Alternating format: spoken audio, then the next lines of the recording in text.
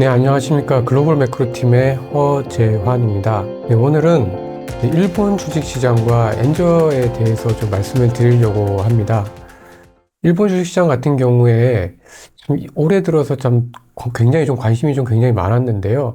일본 시장에 대한 이해를 좀 돕기 위한 내용들이었으면 좋겠습니다. 네, 뭐 사실 한국 시장도 이제 7, 8월 들어서면서 좀 안 좋아서 그렇지, 뭐 올해 저희 한국 시장이 뭐 대단히 나빴던 건 아닙니다만은 유독 글로벌 주식 시장에서 올해 들어서 일본 시장이 굉장히 좀 강했고, 또 일본 시장의 어떤 그 턴어라운드에 대한 모습에 대한 그 해외 투자자들의 관심도가 굉장히 좀 많았던 것 같습니다.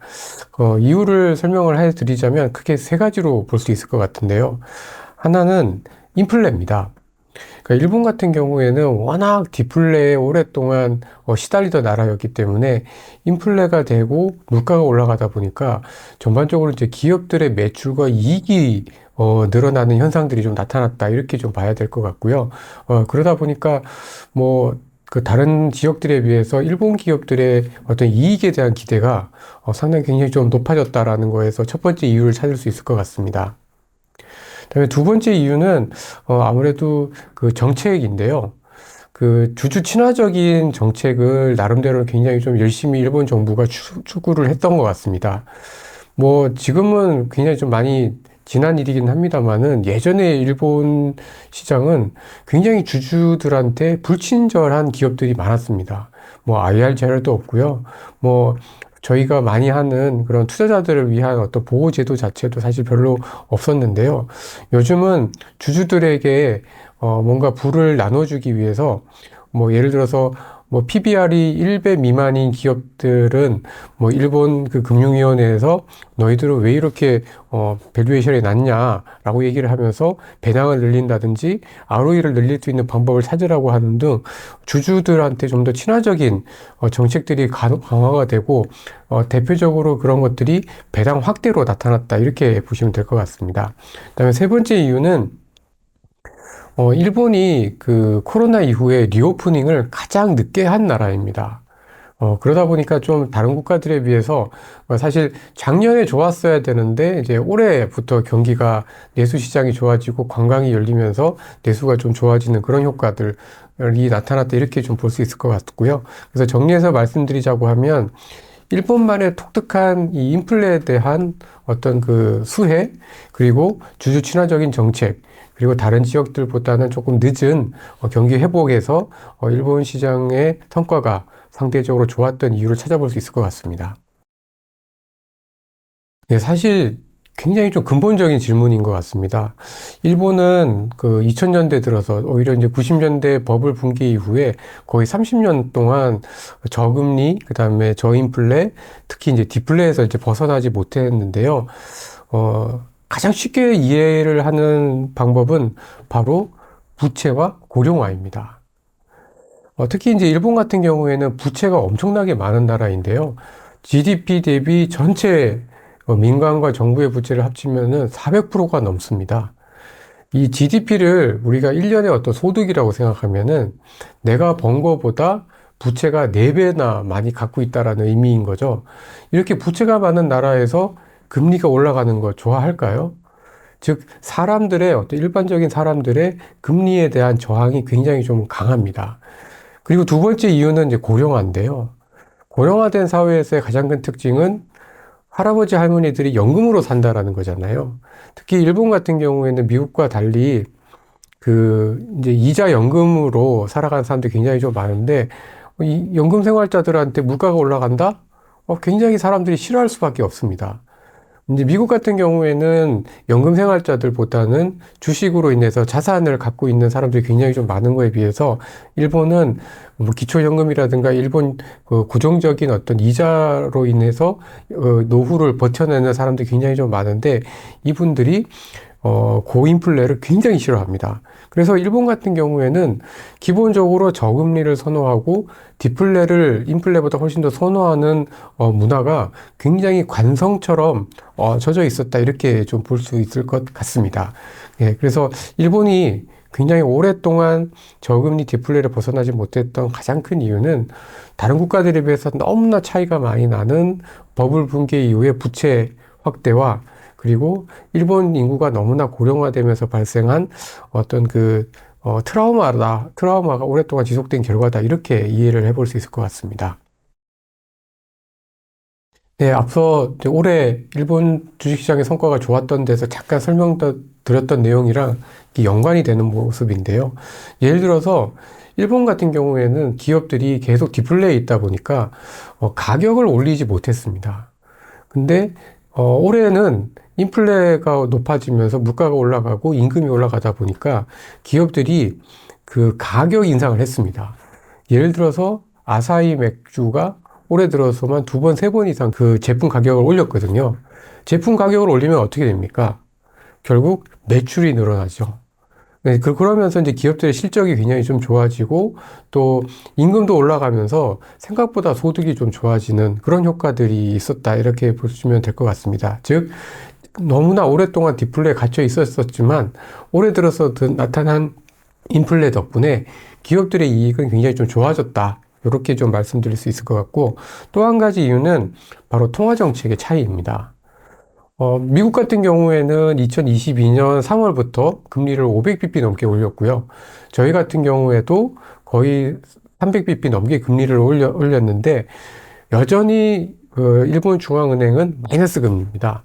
최근 들어서 일드 커브 컨트롤, 즉 수익률 통제 곡선이라는 것을 변화를 하면서 금리 상승을 약간 용인하지만 여전히 절대적으로 봤을 때는 다른 국가들에 비해서 통화 정책이 저금리 그리고 마이너스 금리이기 때문에 이런 상황에서 저금리인 상황이 아무래도 주식시장이 좀 올라가기가 편하고 그만큼 돈이 좀 더 풍부한 상황이지 않습니까? 그래서 그런 부분에 있어서 일본 시장이 좀 강했다 이렇게 볼 수 있을 것 같고요. 마지막으로는 밸류에이션입니다. 일본 시장이 선진국 시장임에도 불구하고 밸류에이션은 한 12배, 13배 이렇게밖에 안 되고 PBR은 1.2배, 2.3배 이 정도밖에 안 되기 때문에 물론 저희보다 한국 시장보다는 조금 더 비싸긴 합니다만은 미국 시장에 비해서는 워낙에 싼 시장인 거죠. 예, 그래서 어떻게 보면 인플레 때문에 모처럼 기업들의 이익이 늘어나고 단순히 이익이 늘어나는 것뿐만 아니라 기업들의 가격 정가를 통해서 그 이익이 좋아진 부분들, 그 다음에 다른 국가들과는 달리 마이너스 금리를 아직까지도 유지를 하고 있다라는 통화 정책. 그다음에 세 번째는 미국 대비해서 월등히 싼 밸류에이션. 요 세 가지 측면에서 일본 시장이 그래도 상대적으로는 많이 견조하게 유지를 했었다. 이렇게 볼 수 있을 것 같습니다. 사실 일본 주식시장 상승의 엔화 약세, 그러니까 저금리나 통화 정책의 어떤 영향이 분명히 있긴 합니다. 그러나 일본 엔화 약세만으로 인한 것은 아니다라고 좀 보여지고요. 앞서도 말씀드린 것처럼 주주 친화적인 정책이라든지 이런 것들이 같이 결부가 되어 있기 때문에 예전보다는 일본 시장에 대한 관심도가 굉장히 높은 게 또한 사실입니다. 그리고 엔화가 약세가 좀 멈추거나 좀 진정이 된다고 하더라도 최근 들어서 한국, 대만, 일본의 제조업 경기가 조금씩은 좀 돌아서고 있기 때문에 엔화 약세가 급격히 강세로 반전이 되지 않는다면 천천히 강세로 반전이 되거나 된다고 한다면은 여전히 일본 주식시장에 대한 매력은 다른 시장들 대비해서는 좀 높게 유지가 될 가능성이 있다라고 판단을 좀 하고 있습니다. 네, 이게 사실 올해 말 그리고 내년도에 각국의 중앙은행들의 가장 초미의 관심사입니다. 왜냐하면 혹시라도 일본 중앙은행이 이 수익률 통제 곡선이라는 YCC라는 정책을 수정하는 거에 넘어서서 정말 본격적인 그 금리 인상 내지는 제로 금리를 포기하는 순간 아무래도 해외에 퍼져 있는 일본 자산들이 다 본국으로 송환이 되면서 글로벌 채권 시장이라든가 글로벌 자산 시장이 요동치지 않을까 이런 걱정들을 굉장히 많이 하게 되고 그렇게 됐을 경우에는 엔화가 이제 강세로 돌아설 수밖에 없을 것 같은데요. 근데 저희들의 전망은 일본은 아직까지도 그 말씀드렸던 깊은 디플레와 저금리의 트라우마에서 벗어나는데 조금 더 시간이 많이 걸리지 않을까라고 좀 판단을 좀 하고 있습니다. 그리고 지금까지 BOJ의 어떤 정책 방향을 보면은 조금씩 점진적으로 밖에는 변하지 않고 있기 때문에 엔화 가치가 좀 하락이 좀 진정이 된다고 하더라도 그게 급격하게 반전이 된다거나 엔화가 초강세가 될 가능성은 그렇게 높진 않다라고 판단을 좀 하고 있습니다. 다만 올해 지금 150엔대까지 올라가 있는 엔화가 2024년 같은 경우에는 아마 점진적으로는 엔화 약세에 대한 속도는 좀 주춤해지지 않을까라고 좀 보고 있는데요. 왜냐하면 다른 통화들 대비해서 워낙 엔화가 좀 저평가되어 있는데 아시겠지만 한국 분들 그리고 많은 외국인 관광객들이 일본 가서 돈을 무지하게 쓰잖아요. 그 돈들이 또 달러가 일본에 또 좀 조금씩 모아지고 있기 때문에 엔화가 여기서 더 약세가 되지는 않을 거고 아마 완만하게 엔화가 강세로 가거나 아니면 엔화 약세 속도가 좀 진정이 되지 않을까 이렇게 예상을 하고 있습니다. 예, 내년 일본 시장에서 가장 주목해야 될 이슈는 역시 통화정책의 변화라고 좀 판단이 좀 되어지고, 그다음에 두 번째로 주목해야 될 이슈는 아무래도 고령화에 따른 일본 정책의 그 방향인 것 같습니다. 그 통화정책 같은 경우에는 이제 최근 들어서 10월 말에 YCC 정책을 변함으로 인해서 일본 국채금리 10년짜리 장기 국채금리가 1%가 되는 거를 이제 일정 부분 허용하기 시작을 좀 했는데요. 아무래도 이제 이렇게 되면 일본에서 장기로 대출을 해줄 수 있는 금융기관들이 수혜를 받을 가능성들이 좀 있어 보입니다. 따라서 내년 일본 시장, 올해도 사실 좋았습니다만은 내년 일본 시장에서 가장 주목해야 될 만한 이슈는 통화정책의 변화이고 이 통화정책에 가장 큰 수혜를 받을 수 있는 산업은 바로 은행, 금융산업이기 때문에 좀 관심을 가져볼 만한 필요가 있을 것 같고요. 두 번째 이슈는 임금 인상입니다. 혹시 자녀분들 데리고 계신 분들 아시겠지만 일본이 사람이 없어서 대학도 잘 가기가 저희 한국보다는 좀 쉽고 취업도 되게 잘 되는 편인데요.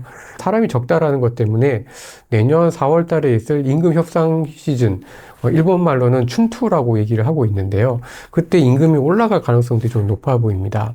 근데 임금이 높아진다라는 거는 그만큼 기업 입장에서는 부담이기 때문에 아무래도 로봇이라든가 자동화와 같은 관련된 산업들에 대한 관심들이 그 시즌을 중심으로 해서 좀 높아지지 않을까.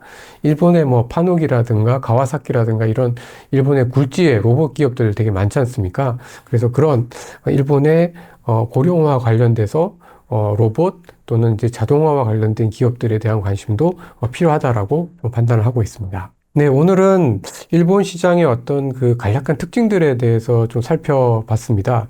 아무래도 일본 시장만이 갖고 있는 이 독특한 어떤 특징들, 디플레에 대한 다른 국가들과 완전히 다른 방식, 그리고 통화 정책에 있어서도 완전히 다른 방식들 때문에 아마 일본 시장에 대한 접근에 있어서 어려우셨던 분들한테 약간이라도 좀 도움이 되셨으면 좋겠고요. 다음에는 조금 더 다른 이슈로 또 좀 더 도움이 되는 이슈로 찾아뵐 수 있도록 하겠습니다. 예, 경청해 주셔서 감사합니다.